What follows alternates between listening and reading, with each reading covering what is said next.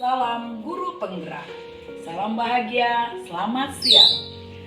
Perkenalkan, nama saya Betty Agustina Saragi. Saya calon guru penggerak dari Kota Tebing Tinggi, Angkatan 4. Dengan fasilitator Bapak Harizal dan pengajar praktek Ibu Siti Zakia. Di sini saya akan memaparkan demonstrasi kontekstual modul 3.1.A.7 tentang pengambilan keputusan sebagai pemimpin pembelajaran. Saya akan memaparkan 4 pertanyaan. Yang pertama, bagaimana cara saya mentransfer ilmu yang telah saya dapatkan dari pendidikan program guru penggerak di sekolah saya atau di lingkungan saya tinggal? Cara saya untuk mentransfer pembelajaran yang telah saya dapatkan dari program guru penggerak, yang pertama, saya akan memulainya dari diri saya sendiri secara konsisten dan berkesinambungan. Yang kedua, saya akan berkoordinasi dan berkolaborasi dengan kepala sekolah sebagai pemangku jabatan yang tertinggi di sekolah saya.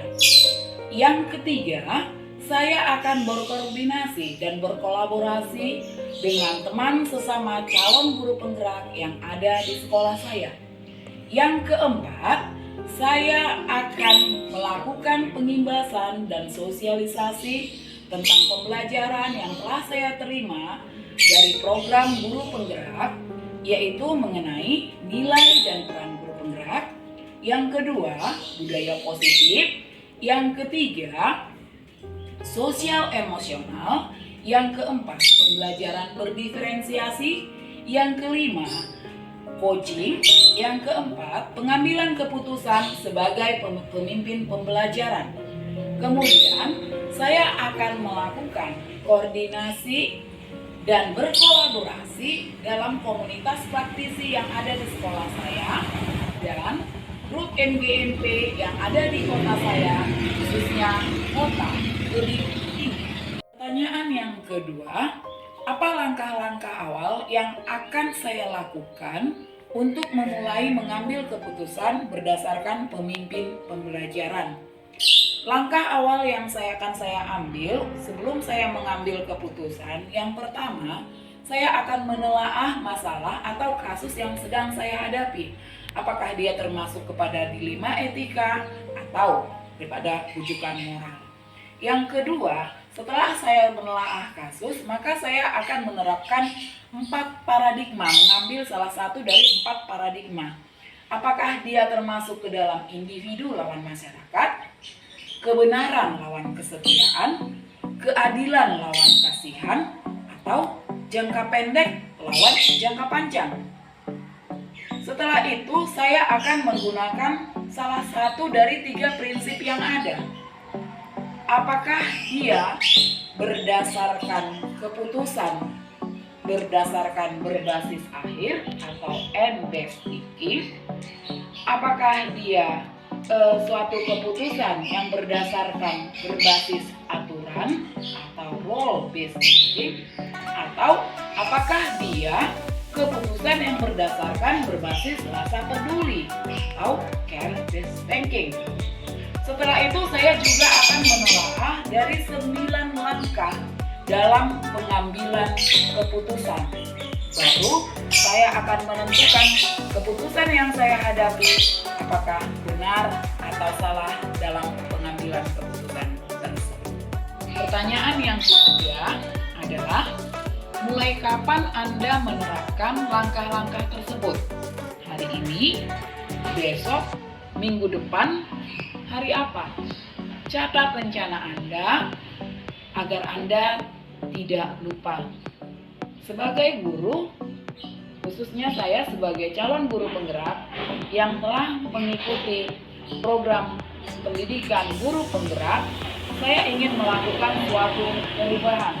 Maka saya akan memulainya hari ini, Rabu 20 April 2022, secara konsisten dan terus-menerus, sehingga tidak menunggu besok dan harus selalu sampai besok minggu depan, tahun depan secara konsisten, sehingga suatu yang saya lakukan secara biasa sehingga menjadi suatu kebiasaan di dalam menyelesaikan khususnya pengambilan keputusan sebagai pemimpin pembelajaran dengan menggunakan 4 paradigma, 3 prinsip, dan 9 langkah tahapan dalam pengambilan keputusan. Pertanyaan yang keempat, siapa yang menjadi pendamping Anda dalam menjalankan pengambilan keputusan sebagai pemimpin pembelajaran? Seseorang yang menjadi teman diskusi Anda untuk menentukan apakah langkah-langkah yang Anda ambil telah tepat dan efektif. Yang menjadi teman diskusi atau pendamping saya, yang pertama itu adalah kepala sekolah sebagai pemangku jabatan yang tertinggi di sekolah saya. Yang kedua adalah rekan CGP yang ada di sekolah saya. Yang ketiga adalah rekan sejawat yang ada di sekolah saya, karena saya yakin mereka punya pengalaman yang lebih dalam pengambilan satu keputusan di dalam masalah tertentu yang berhubungan dengan proses pendidikan. Yang keempat adalah praktisi atau komunitas praktisi yang telah terbentuk di sekolah saya. Dan yang kelima, yang paling utama adalah ibu saya. Karena sesuatu yang telah saya pikirkan dan ternyata tidak ada penyelesaian, saya akan bercerita pada ibu saya. Dan ibu selalu memberikan jawaban yang bisa menenangkan hati saya. Jadi, kolaborasi antara kepala sekolah, rekan sejawat, dan orang terdekat dalam pengambilan suatu keputusan akan menghasilkan suatu keputusan yang lebih efektif dan efisien. Demikianlah pemaparan saya atas 4 pertanyaan masalah demonstrasi kontekstual modul 3.A.1.7 pengambil keputusan sebagai pemimpin pembelajaran. Terima kasih.